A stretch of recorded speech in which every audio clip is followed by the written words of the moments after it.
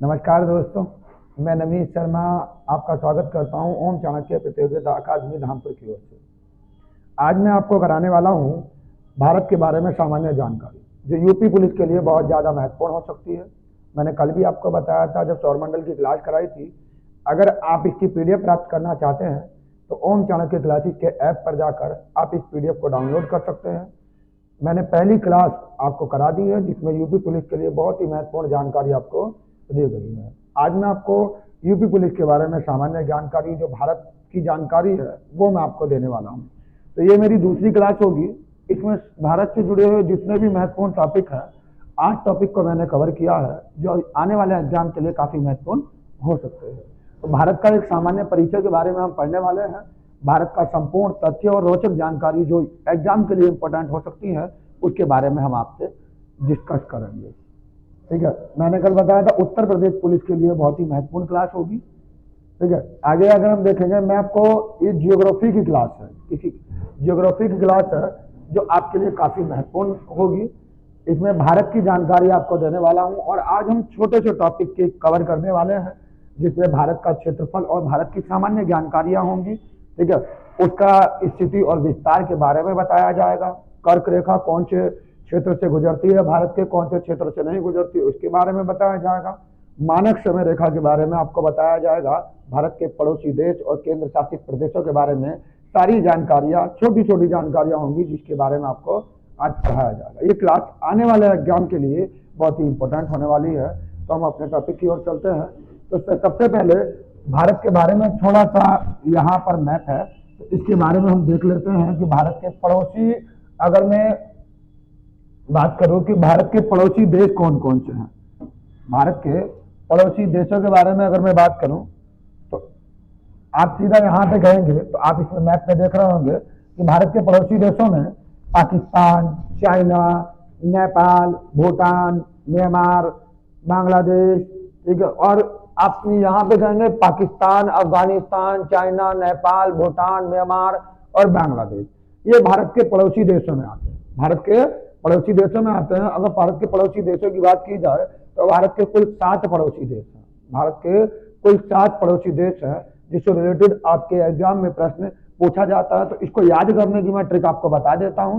तो पहले याद रखेंगे भारत के पड़ोसी देशों की अगर मैं बात करूं तो आप याद रखेंगे यहाँ पे एक छोटी सी ट्रिक होगी आपके लिए, इसको आपको याद रखनी है। ट्रिक क्या होगी, ठीक है, आप याद रखेंगे बचपन में एमबीए किया, बचपन में एमबीए किया, एमबीए किया, यानी छोटी सी ट्रिक है कि बचपन में एमबीए किया। लेकिन इस ट्रिक के मैं आपको फायदे बताऊंगा कि क्या क्या फायदे हो सकते हैं। सबसे पहला फायदा तो इसका ये होगा कि आप बड़ी आसानी से देशों के नाम याद कर सकते हैं। यानी पहले देश की अगर मैं बात करूं तो वैसे आप सीधा लिखेंगे कि पहला देश जो होगा वो बांग्लादेश होगा, बांग्लादेश होगा, कि बांग्लादेश भारत का पहला पड़ोसी देश है। ठीक है, दूसरे नंबर पर आप याद रखेंगे कि च से होता है चीन। ठीक है, पै से आप याद रखेंगे पाकिस्तान है। ठीक है, और न से आप याद रखेंगे नेपाल है। क्या है? नेपाल। एम से अगर हम याद करें तो म्यांमार है। म्यांमार के बाद यहाँ पे भूटान है और भूटान के बाद अगर हम बात करें ए से अफगानिस्तान है, अफगानिस्तान है। ठीक है, तो मैंने 7 पड़ोसी देशों की बात की कि भारत के पड़ोसी देश कितने हैं, तो 7 पड़ोसी देश हैं। कितने पड़ोसी देश हैं? 7। पहला बांग्लादेश होगा, दूसरा चीन होगा, चीन के बाद पाकिस्तान होगा, पाकिस्तान के बाद आपको मैंने यहां पे बताया, ठीक है, कि नेपाल होगा, नेपाल के बाद म्यांमार, म्यांमार के बाद भूटान और भूटान के बाद अफगानिस्तान, अफगानिस्तान। तो ये भारत का मैप है। इसमें अगर हम देखें सबसे ज्यादा जो सीमा लगती है, ठीक है, वो बांग्लादेश की लगती है और सबसे कम सीमा जो लगती है वो आपकी लगती है अफगानिस्तान की। किसकी? अफगानिस्तान की। तो याद रखना, सबसे ज्यादा सीमा अगर किसी देश की लगती है तो वो बांग्लादेश की है और सबसे कम सीमा लगती है वो लगती है आपकी अफगानिस्तान की। तो एक ट्रिक याद रखिएगा, बचपन में एमबीए किया, बचपन में एमबीए किया, तो इसको याद रखिएगा। आगे हम बढ़ते हैं, मैं आगे आपको बताऊंगा। लेकिन सबसे पहले हम बात कर लेते हैं भारत का क्षेत्रफल और सामान्य जानकारी है यहाँ पे। ठीक है, तो क्षेत्रफल की दृष्टि से अगर मैं बात करूं, भारत का जो स्थान है वो 7वां स्थान है। क्षेत्रफल की दृष्टि से भारत का 7वां स्थान है। यानी सबसे बड़ा देश क्षेत्रफल में कौन है? तो हम बात करेंगे, एक ट्रिक याद रखिएगा, रुक चीन अबा भारत, रुक चीन अबा भारत, यानी रूस है आपका, रूस हो जाता है। क्षेत्रफल में सबसे बड़ा देश कौन सा है? रूस है। रूस के बाद अगर हम बात करें, कनाडा है, कनाडा क्षेत्रफल में दूसरा सबसे बड़ा देश है। तीसरा जो है वो अमेरिका है, सॉरी तीसरा जो है वो चाइना है, तीसरा चाइना है, चौथा अमेरिका है, पांचवा ब्राजील है, छठा ऑस्ट्रेलिया है और सातवां जो है वो आपका भारत है। यानी विश्व में सबसे बड़े क्षेत्रफल वाला देश रूस होता है और रूस के बाद 7वें नंबर का जो देश है वो भारत है, जिसका क्षेत्रफल लगभग 32,87,263 वर्ग किलोमीटर के लगभग है। 32,87,263 वर्ग किलोमीटर के लगभग है किसका क्षेत्रफल? भारत का क्षेत्रफल। याद रखिएगा, तो ट्रिक मैंने आपको बताई है कि रुक चीन अबा भारत, रूस है रूस, कैसे कनाडा, चीन से तो चीन रहेगा, ऐसे अमेरिका, वैसे ब्राजील, आज से ऑस्ट्रेलिया और वैसे कौन सा हो गया? भारत हो गया। कौन सा हो जाता है? भारत हो जाता है। तो याद रखेगा, क्षेत्रफल की दृष्टि से विश्व में भारत 7वां स्थान रखता है, 7वां स्थान रखता है। जनसंख्या की दृष्टि से अगर मैं बात करूं, जनसंख्या की दृष्टि से भारत दूसरा स्थान है। यानी 2011 की जनगणना के अनुसार भारत जो है वो विश्व में दूसरा स्थान रखता है जनगणना के मामले में, जनगणना के मामले में 2011 की जनगणना के अनुसार। लेकिन अगर 2023 में आंकड़ों के अनुसार पूछे, ब्लिफोर्ड की रिपोर्ट के अनुसार पूछे, तो भारत पहले स्थान पर है। लेकिन 2011 की जनगणना जब आपसे ज्यादा पूछे जाते हैं तो 2011 की याद रखिएगा। सबसे बड़ा देश जो है वो चाइना है और दूसरे नंबर पर भारत है और तीसरे पर अमेरिका है, तीसरे पर अमेरिका है। भारत का क्षेत्रफल संपूर्ण विश्व के क्षेत्रफल का 2.42% है, जबकि जनसंख्या जो है वो विश्व के जनसंख्या की लगभग 17.5% है। वेरी इंपॉर्टेंट है आपके लिए कि भारत की जनसंख्या विश्व की जनसंख्या का कितने प्रतिशत है? 17.5% है, जबकि क्षेत्रफल जो है वो 2.4% के लगभग है विश्व के क्षेत्रफल का, भारत का क्षेत्रफल। लेकिन अगर हम यहाँ पे देखें कि भारत का उत्तर से दक्षिण विस्तार कितना है, तो याद रखिएगा 3214 किलोमीटर है। और अगर मैं बात करूं पूर्व से पश्चिम की ओर तो 2933 किलोमीटर भारत का विस्तार है। यानी 3 महत्वपूर्ण जानकारी आपकी हो गई कि क्षेत्रफल में भारत का स्थान कौन सा है। तो क्षेत्रफल में भारत 7वां स्थान रखता है, जबकि जनसंख्या में भारत का स्थान 2011 की जनगणना के अनुसार दूसरा स्थान रखता है। अगर मैं उत्तर से दक्षिण भारत की क्षेत्रफल की बात करूं तो आप याद रखेंगे, तो उत्तर है, याद करने का भी तरीका है, हमें याद ये रहता है 2933 है और ये 3214 है। तब याद रखें, उत्तर की ओर बात कर रहा है तो सबसे पहले वो बना हुआ आएगा, हम इसे 3 की तरह समझ सकते हैं, यानी 3214 किलोमीटर होगा, 3214 किलोमीटर।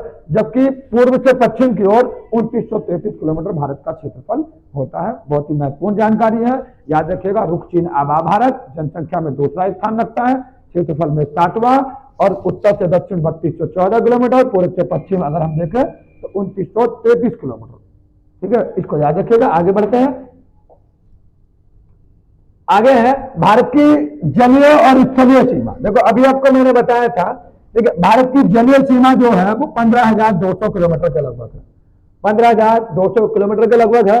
भारत की मुख्य भूमि की जलीय सीमा 100 किलोमीटर है, जबकि भारत की कुल जलीय सीमा 7516.6 किलोमीटर के लगभग है। मुख्य भूमि अंडमान निकोबार और लक्षद्वीप सहित जो भारत की कुल जलीय सीमा है वो ये है।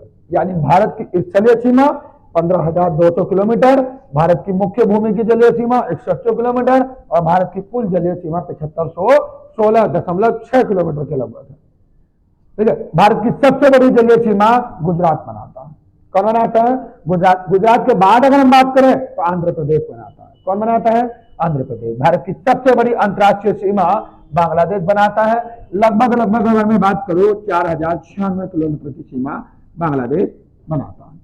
ठीक है, भारत के 9 राज्य और 4 केंद्र शासित प्रदेश हैं। तो ये उल्टा बोर्ड लिखा हुआ 28 भारत के जिनकी जलीय सीमा, ठीक है, बिल्कुल सही है, यहाँ पे सही लिखा हुआ है। भारत के 9 राज्य और 4 केंद्र शासित प्रदेश है जिनकी सही सीमा है गुजरात, महाराष्ट्र, गोवा, कर्नाटक, केरल, तमिलनाडु, आंध्र प्रदेश, उड़ीसा और पश्चिम बंगाल, ये ऐसे क्षेत्र हैं भारत के जिसकी जलीय सीमा है, जिसकी जलीय सीमा है अंडमान निकोबार, लक्षद्वीप, पुदुचेरी और दमन द्वीप। ठीक है, याद रखिएगा। इसमें मैं आपको दिखा भी देता हूं। यहाँ पे अगर हम मैप में देखें तो आप ये कहेंगे, तो मैंने आपसे कहा गुजरात है, ठीक है। उसके बाद अगर मैं बात करूं, गुजरात के बाद अगर यहाँ पे देखा जाए, ठीक है, तो महाराष्ट्र है, कर्नाटक है, केरल है, तमिलनाडु है, आंध्र प्रदेश है, उड़ीसा है, पश्चिम बंगाल है, ठीक है। और यहाँ पर एक पुदुचेरी भी है, अंडमान निकोबार है, और यहाँ पर ये लक्षद्वीप है, यहाँ पर ये लक्षद्वीप है। तो ये केंद्र शासित प्रदेश भी है, एक, दो और एक कौन सा, 3 आपके केंद्र शासित प्रदेश हैं जिसकी सीमा कहां से लग रही है, जलीय सीमा बनाती है, जलीय सीमा बनाती है। याद रखिएगा, यहां पर थोड़ा चेंज आपको करना पड़ेगा, ठीक है। मैं आपको ये भी बता देता हूं कि केंद्र शासित प्रदेश जो है दमन और दीप जो है, और ये थोड़ा चेंज भी नहीं करना, दमन और दीप, दादर और नगर हवेली एक ही केंद्र शासित प्रदेश बन चुके हैं। तो आपके 4 केंद्र शासित प्रदेश और 9 राज्य हैं जो जलीय सीमा बनाते हैं, ठीक है। तो इसको थोड़ा सा याद रखिए। भारत की स्थलीय सीमा 15,200 किलोमीटर, भारत की मुख्य भूमि की जलीय भाग की सीमा 170 किलोमीटर, भारत की कुल जलीय सीमा 7,516 किलोमीटर के लगभग है। मुख्य भूमि अंडमान निकोबार लक्षद्वीप सहित है। भारत की सबसे बड़ी जलीय सीमा वाला राज्य गुजरात है, और भारत की सबसे बड़ी अंतर्राष्ट्रीय स्थलीय सीमा बांग्लादेश बनाता है। भारत के 9 राज्य और 4 केंद्र शासित प्रदेश हैं जिनकी जलीय सीमा, ठीक है। तो दूसरा चीज ये भी याद रखिएगा, बहुत इंपॉर्टेंट आपके लिए है, ठीक है। आगे हम बढ़ते हैं आगे की ओर क्लास में। इसमें अगर आप देखेंगे तो यहां पर ये जो स्थिति है वो आपकी स्थिति यहां पर है कि भारत की स्थिति और विस्तार, भारत की स्थिति और विस्तार क्या है। तो इसमें अगर हम देखें कि भारत जो है विश्व के मैप में, ठीक है, ये आपकी 3 रेखाएं हैं, ये आपकी 3 रेखाएं हैं। एक तो आपकी कर्क रेखा है, एक आपकी कर्क रेखा है। कर्क रेखा के अलावा अगर हम रेखा देखें यहाँ पर, ठीक है, तो याद रखिएगा ये आपकी कर्क रेखा है, ये भूमध्य रेखा है, और ये आपकी मकर रेखा है, लिखा हुआ भी है कर्क रेखा, ठीक है, भूमध्य रेखा और मकर रेखा। अगर हम विश्व के मैप पर देखें तो भारत की स्थिति जो है भूमध्य रेखा के बिल्कुल उत्तर में है, भूमध्य रेखा के उत्तर में है, और कर्क रेखा बिल्कुल बीचों बीच से गुजरती है भारत से। कर्क रेखा बिल्कुल बीचों बीच से गुजरती है, किसके, भारत से। ठीक है, थोड़ा मैं इसे जूम कर देता हूं, इसको थोड़ा याद रखिएगा, एक सेकंड।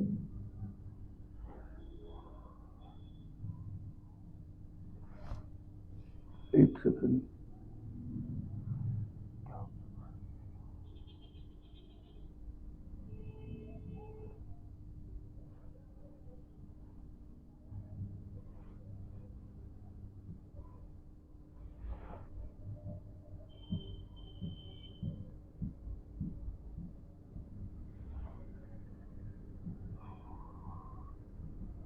देखो मैं यहाँ पे समझा देता हूँ आपको। तो मैंने कहा भारत की स्थिति की अगर हम बात करें तो हम सीधा ये कहेंगे, ये जो आपकी ये स्थिति है ये भारत की स्थिति है, यानी ये भूमध्य रेखा है, और भूमध्य रेखा के बिल्कुल उत्तर में ये छोटा सा जो हिस्सा दिखाई दे रहा है, मैं यहाँ पे जूम भी कर देता हूँ इसको, तो ये आपकी कर्क रेखा है, ये आपकी मकर रेखा है, और ये आपकी भूमध्य रेखा है।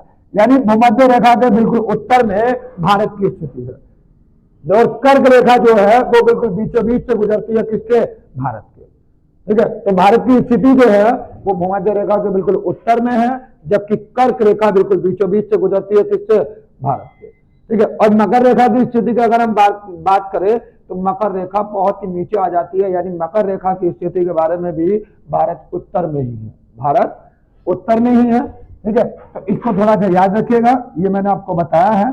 ठीक है, यहाँ पर ये मैंने आपको स्थिति दोबारा बता देता हूँ, ये है, ठीक है, ये भूमध्य रेखा है, इसके उत्तर में भारत पड़ता है। और अगर हम देशांतर रेखा की बात करें, ठीक है, याद रखना ये आपकी अक्षांश रेखाएं होती है, ये वाली अक्षांश रेखा है, ये आपकी देशांतर रेखा होती है।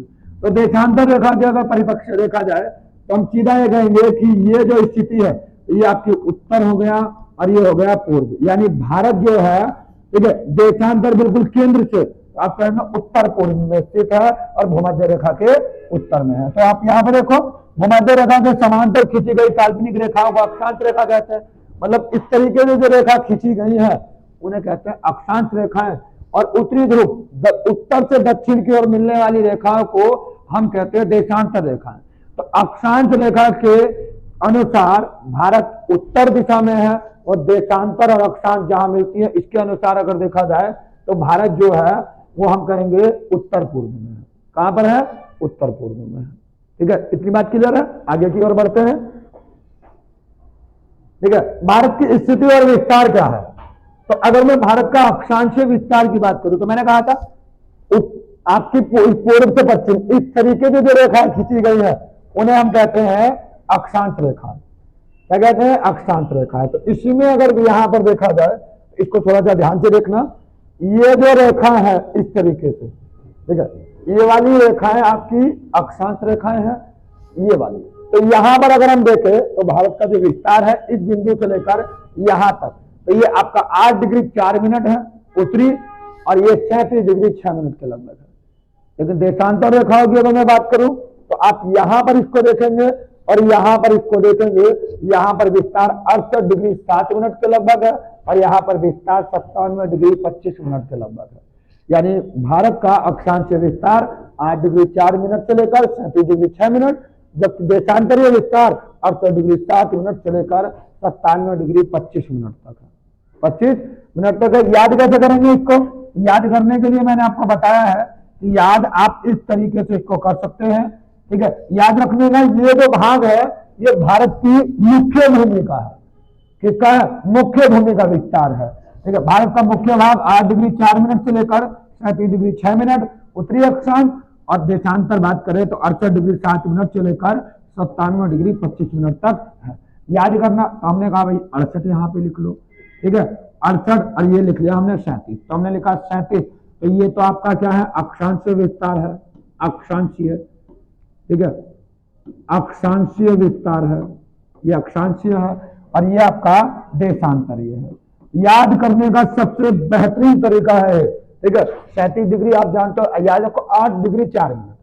ठीक है, तो 4 का 1 कम कर दो और यहां पर 1 कम कर दो। ठीक है, यहां पर देखेंगे 97 है, यहां 1 कम कर दो, यहां 1 कम कर दो। यानी अगर हम यहां पे देखें 68 डिग्री 7 मिनट से लेकर 97 तक, तो 68 97 याद रहेगा। 68 जिसकी याद है 1 बढ़ा देना, 37 जिसकी याद है 1 क्या कर देना, यहां पे बढ़ा देना।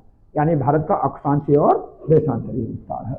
आगे की ओर अगर बढ़ते हैं, आगे भारत की मानक समय रेखा। तो देखो मानक समय रेखा, मानक समय रेखा उस रेखा को कहते हैं जिससे किसी देश का समय लिया गया हो। जैसे भारत का समय 82.5 डिग्री पूर्वी देशांतर से लिया गया है, उस रेखा को हम मानक समय रेखा कहते हैं। ठीक है, पूरे विश्व का समय 0 डिग्री देशांतर से लिया जाता है, इसलिए 0 डिग्री देशांतर को ग्रीनविच रेखा कहते हैं, जिससे पूरे विश्व का समय लिया गया है। आपके एग्जाम में यह भी पूछा गया है, यहां से प्रश्न यूपी पुलिस में मिलता है, तो इसको याद रखिएगा। ये भारत का नक्शा, और यहाँ पे बिल्कुल 82.5 डिग्री, ठीक है, देशांतर गुजरती है। कौन कौन से राज्य से गुजरती है, तो इसे याद करने का तरीका मैं बता देता हूँ। यूपी, एमपी, छुआ। ठीक है, याद रखना। आप 2 बार पढ़ोगे तो आपकी याद हो जाएगी हमेशा के लिए कि यूपी, एमपी और छुआ। यानी उत्तर प्रदेश, मध्य प्रदेश, छुआ से छत्तीसगढ़, छत्तीसगढ़, ठीक है, से उड़ीसा हो गया, और आज से हो जाता है आंध्र प्रदेश। यानी उत्तर प्रदेश, मध्य प्रदेश, छत्तीसगढ़, उड़ीसा और आंध्र प्रदेश, इन 5 राज्यों से मानक समय रेखा गुजरती है। और भारत का मानक समय रेखा, ठीक है, यानी भारत का समय 0 डिग्री देशांतर से 5.5 घंटे आगे है, 5.5 घंटे आगे है। यानी ये लिया कहां से गया है? तो भारत में इलाहाबाद के नैनी के समीप गुजरने वाले 82.5 डिग्री देशांतर के स्थानीय समय को हम मानक समय रेखा कहते हैं। यानी भारत का जो समय है वो इलाहाबाद के नैनी नामक स्थान से लिया गया है। और मानक समय रेखा भारत के 5 राज्यों से गुजरती है, 5 राज्यों से गुजरती है, यूपी, एमपी, छुआ। मानक समय रेखा 82.5 डिग्री को कहते हैं। और भारत का जो समय है वो 0 डिग्री देशांतर से लगभग 5.5 घंटे आगे है, 5.5 घंटे आगे है। तो इसको थोड़ा सा याद रखिएगा। याद करने का तरीका मैंने बता दिया, यूपी एमपी छवा। ठीक है, आगे बढ़ेंगे। याद रखिएगा जितनी भी चीजें मैं करा रहा हूं ना, ये आपके एग्जाम में पूछी गई है। आगे है कि कर्क रेखा कौन कौन सी। अब हमने कहा कर्क रेखा अक्षांश रेखा होती है। कौन सी रेखा होती है? अक्षांश रेखा। अब अक्षांश रेखा भारत के किस किस राज्यों से गुजरती है, उसको अगर हम देखें तो हम ये कहेंगे कि अक्षांश रेखा भारत के, ठीक है, कितने राज्यों से गुजरती है? 8 राज्यों से गुजरती है। 23.5 डिग्री उत्तरी अक्षांश रेखा, 23.5 डिग्री उत्तरी अक्षांश रेखा। याद कैसे करेंगे? तो इसके लिए भी आपको एक ट्रिक बता देता हूं, तो उसको याद रखिएगा। ठीक है, पहला मैंने कहा गमछा झार मित्र पर, गमछा झार मित्र पर, मित्र पर। बहुत आसान ट्रिक है, 2-3 बार पढ़ेंगे तो याद हो जाएगी। गैसे होता है आपका गुजरात, कौन सा है? गुजरात। मैं से मध्य प्रदेश, मध्य प्रदेश। 6 से आपका छत्तीसगढ़, कौन सा है? छत्तीसगढ़ है 6 से। ठीक है, जहां से आपका झारखंड हो जाता है, कौन सा है? झारखंड है। मैं से मिजोरम है, मिजोरम है। 3 से त्रिपुरा है, 5 से पश्चिम बंगाल है, और र से राजस्थान है, राजस्थान है। ठीक है, तो याद रखने का 8 राज्यों से गुजरती है कर्क रेखा। सबसे ज्यादा विस्तार कर्क रेखा का मध्य प्रदेश में है, और सबसे कम विस्तार राजस्थान में है। सबसे कम राजस्थान, ठीक है, और याद रखिएगा सबसे ज्यादा जो है वो आपका सबसे कम राजस्थान और सबसे ज्यादा मध्य प्रदेश से गुजरती है। यानी कर्क रेखा भारत के 8 राज्यों से गुजरती है। प्रश्न क्या आता है? प्रश्न ये पूछता है कि इनमें से किस राज्य से कर्क रेखा नहीं गुजरती। 23.5 डिग्री उत्तरी अक्षांश को कर्क रेखा कहते हैं, और 8 राज्यों से गुजरती है। कौन कौन से हैं? गमछा झार मित्र पर। तो याद रखें, गुजरात, मध्य प्रदेश, छत्तीसगढ़, झारखंड, मिजोरम, ठीक है, त्रिपुरा, पश्चिम बंगाल और राजस्थान। इन 8 राज्यों से कर्क रेखा होकर गुजरती है। कर्क रेखा को 23.5 डिग्री उत्तरी अक्षांश भी कहा जाता है। आगे बढ़ेंगे। भारत के अगर मैं बिंदु की बात करूं तो दूरस्थ बिंदु, दूरस्थ बिंदु में मतलब कौन कौन से हो गए? तो आप कहोगे भारत के बिंदु कौन कौन से? तो यहां पर याद रखेंगे, पहला मैंने कहा भारत का सबसे उत्तरी बिंदु इंदिरा कॉल है। ठीक है, भारत का सबसे उत्तरी बिंदु इंदिरा कॉल है। ठीक है, भारत का सबसे पूर्वी बिंदु किबुतु है। ठीक है, पूर्वी बिंदु है। अब यहां पे मैंने कहा पश्चिमी बिंदु जो है, पश्चिमी सरक्रीक है, इसे गौर माता भी कहते हैं, गौर माता भी कहते हैं। और दक्षिणतम बिंदु जो है भारत का वो इंदिरा पॉइंट है। यानी पूर्वी आपने कहा कौन सा? किबुतु है, उत्तरी इंदिरा कॉल है, और यहां पे कौन सा है? पश्चिमी सरक्रीक है, और दक्षिणतम इंदिरा पॉइंट है। लेकिन मुख्य भूमि से अगर पूछ ले कि भारत का मुख्य भूमि से सबसे दक्षिणतम बिंदु कौन सा है, याद रखिएगा कन्याकुमारी है। कौन सा है? कन्याकुमारी है। ठीक है, ये मुख्य भूमि का सबसे दक्षिणतम बिंदु है। याद कैसे करेंगे? याद करने के लिए भी ऐसे याद रखेगा, क्योंकि वो तूने कॉल किया किसे? इंदिरा को। इंदिरा ने किसे बुलाया? सरक्रीक को। ठीक है, और कहां पे बात आ गई? इंदिरा पॉइंट पे। फिर से लौट कर कहां पे आई?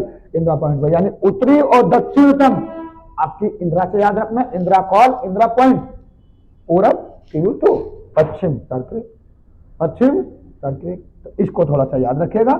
आगे बढ़ते हैं, थोड़ा स्पीड के साथ चलेंगे। आगे यहां पर देखे भारत के पड़ोसी देश। अभी आपको मैंने बताया, तो याद रखने का तरीका मैंने आपको बताया, बचपन में एमबीए किया, बचपन में एमबीए किया, एमबीए किया। तो बचपन में एमबीए किया मतलब वैसे तो आपका बनता है बांग्लादेश, बांग्लादेश। ठीक है, अब यहां पे हमने कहा वैसे बांग्लादेश, बांग्लादेश, वैसे बांग्लादेश, जैसे चीन, ऐसे पाकिस्तान, न से नेपाल, एम से म्यांमार, बी से भूटान, और एक अफगानिस्तान। कौन सा है? अफगानिस्तान। अफगानिस्तान यानी याद कर लेना ट्रिक, बचपन में एमबीए किया, इसका सबसे बड़ा फायदा देश याद हो जाएंगे। दूसरा, सबसे ज्यादा क्षेत्रफल वाला जो भारत के साथ सीमा बनाता है वो बांग्लादेश है, दूसरे नंबर पर चीन है, तीसरे नंबर पाकिस्तान है और सबसे कम अफगानिस्तान लगभग भारत के साथ 106 किलोमीटर की दूरी तय करता है और बांग्लादेश 4096 लगभग में इतनी दूरी तय करता है। तो आप याद रखिएगा, यहाँ पे मैंने बताया भारत के 7 पड़ोसी देश हैं, पाकिस्तान, अफगानिस्तान, चीन, नेपाल, भूटान, बांग्लादेश, म्यांमार। ठीक है, भारत के 9 पड़ोसी देश जलीय सीमा सहित हैं। ठीक है, श्रीलंका और मालदीव ये जल के साथ सीमा बनाते हैं, लेकिन अगर पूछता है पड़ोसी देश तो 7 जलीय सीमा सहित 9 है। सबसे लंबी सीमा बांग्लादेश बनाता है और सबसे कम अफगानिस्तान 106 किलोमीटर की दूरी तय करता है। यहाँ पे आप देख भी सकते हैं इसको, तो ये ट्रिक लिख लीजिएगा, बचपन में एमबीए किया। तो आप यहाँ पे देखो, ये पाकिस्तान है, अफगानिस्तान, चीन, नेपाल, भूटान, म्यांमार और बांग्लादेश, ये भारत के पड़ोसी देश है। ठीक है, इसी में जलीय देखे तो मालदीव और श्रीलंका, मालदीव और श्रीलंका। आगे बढ़ेंगे। ठीक है, इसी को अगर हम यहां पर देखें कि देखो, एक चीज और बता देता हूं, मैंने आपको कहा, आप याद रखिएगा बचपन में एमबीए किया, बचपन में एमबीए किया, मैं एमबीए किया, तो आपसे अगर मैं ये कहूं कि इनके साथ भारत के कितने कितने राज्य सीमा बनाते हैं, तो आपको इसी ट्रिक में जोड़ के बता देता हूं। ये जो बचपन लिखा हुआ है ना, यानी बांग्लादेश, चीन, पाकिस्तान और नेपाल, इनके साथ भारत के 5 राज्य सीमा बनाते हैं, यानी बांग्लादेश के साथ 5, चीन के साथ 5, पाकिस्तान के साथ 5 और नेपाल के साथ भी भारत के 5 राज्य सीमा बनाते हैं। ठीक है, जबकि म्यांमार के साथ, भूटान के साथ, इनके साथ भारत के 4 राज्य सीमा बनाते हैं। कितने राज्य? 4। और अफगानिस्तान के साथ मात्र 1 राज्य सीमा बनाता है। अफगानिस्तान के साथ मात्र 1 राज्य सीमा बनाता है। तो बांग्लादेश, चीन, पाकिस्तान और नेपाल, इनके साथ 5 राज्य सीमा बनाएंगे, इनके साथ 5 राज्य सीमा बनाते हैं।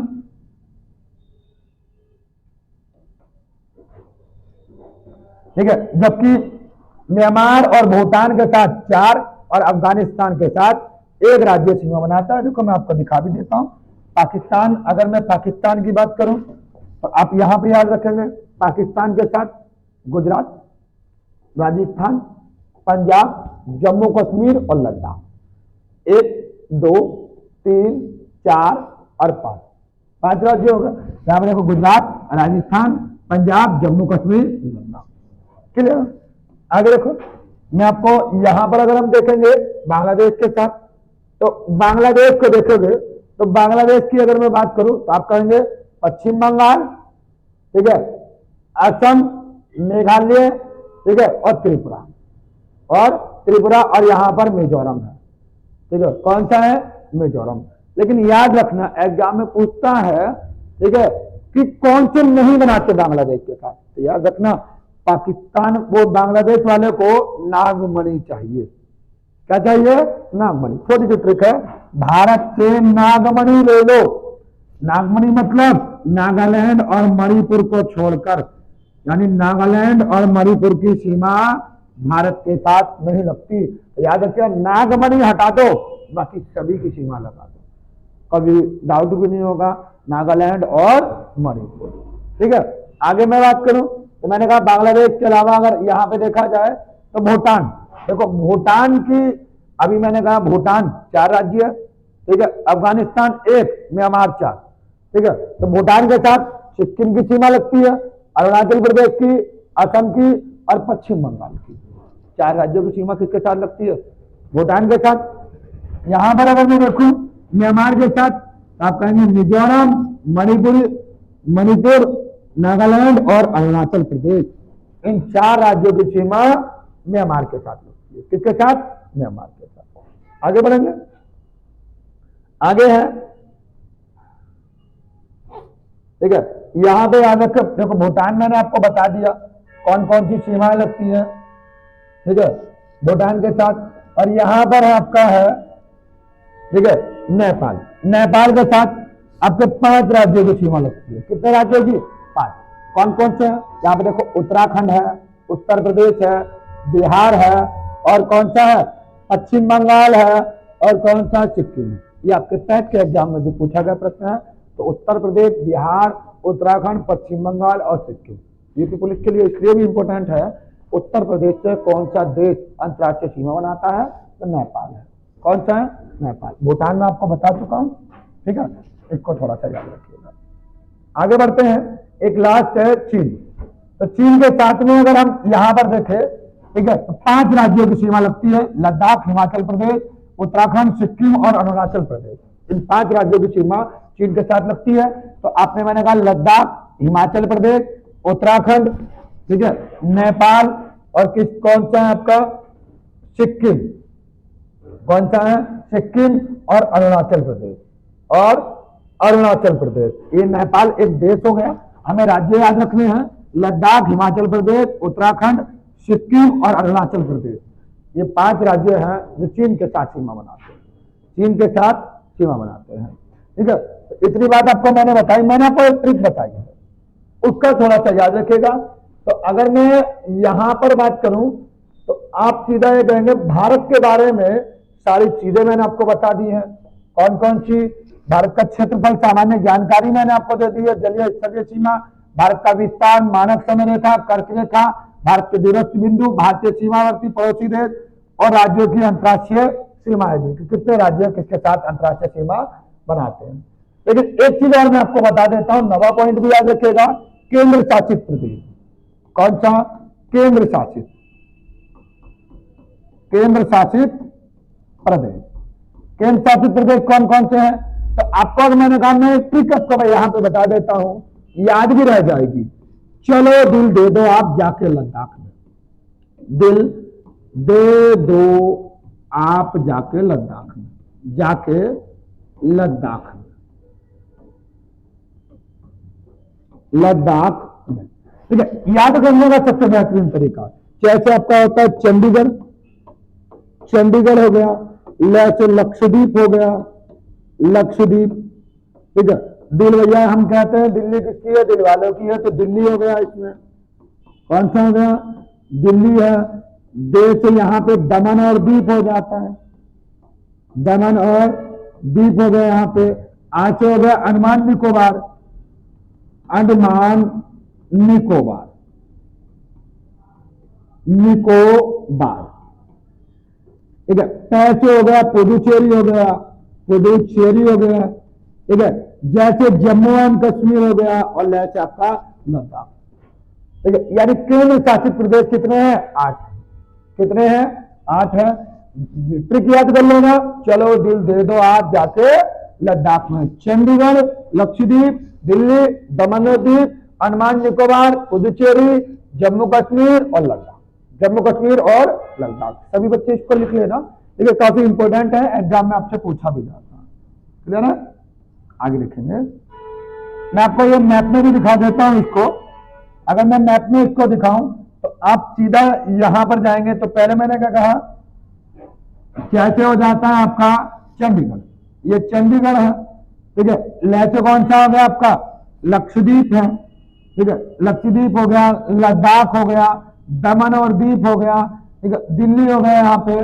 दिल्ली के अलावा अगर मैं बात करूं यहाँ पे पुडुचेरी हो गया, अंडमान निकोबार द्वीप समूह हो गया, ठीक है। तो 1 2 3 4 5 6 1 7, एक और, वो 2 और बचे हैं। कौन कौन से हैं?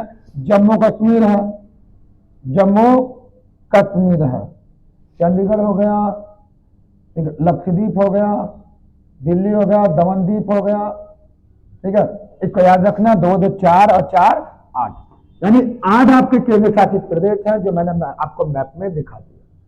तो ये कुछ बेसिक जानकारी थी जो आपके भारत से रिलेटेड थी, और यूपी पुलिस में यहां से प्रश्न बहुत ज्यादा मात्रा में आते हैं, तो इसको याद रखिएगा। 2 बार अगर आप इसको वीडियो देखेंगे तो आपको सारे याद हो जाएंगे। कल मैंने आपको एक वीडियो कराई थी, ठीक है, उसका वो मेरी क्लास 1 थी जो सौरमंडल से जुड़ी हुई थी, यूपी पुलिस के लिए काफी इंपॉर्टेंट थी। तो इसको थोड़ा याद रखिएगा। ये आपका इस नाम से आप इसको सर्च भी कर सकते हैं, ठीक है। ये सौरमंडल की पहली वीडियो थी, और आज जो हमारी वीडियो थी वो भारत की कुछ विशेष जानकारी थी जो यूपी पुलिस के लिए काफी महत्वपूर्ण होगी। ठीक है, मैंने आपसे कहा है अगर किसी को ये पीडीएफ चाहिए तो आप हमारे ऐप पर जाकर क्या कर सकते हैं, वहां पर ऐप डाउनलोड करके प्ले स्टोर से, ठीक है, और वहां से इस पीडीएफ को डाउनलोड भी कर सकते हैं। ये जानकारी आपको यूपी पुलिस के लिए काफी महत्वपूर्ण है। तो आज की क्लास यही समाप्त करते हैं और कल आपके लिए नया टॉपिक लेके आएंगे। ठीक है, धन्यवाद।